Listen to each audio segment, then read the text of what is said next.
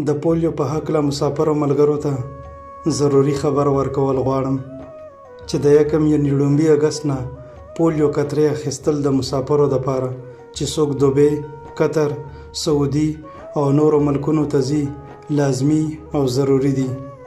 کوهاټ سره نږدې خلک یې په کې ډي ای دویم ګیټ کې ډي ایچ او آفس کې اچولی شي. کارډ د 1 کال دپاره وي.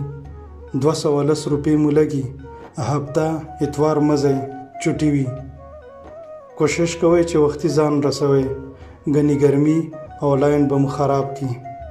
که غواړئ چې بیخي له کوره ونه خوځئ او ستړي نشئ نو ټولې ټریول ایجنسۍ په 1000 او 1500 کوي، ترې بېغمه به مو کي او پولیو سرټیفیکیټ به مو کور ته راشي. ویډیو در سره شیر کړئ چې نورو راغلو مسافرو ته هم پیدا او معلومات ورسي. خوشحاله اوسئ.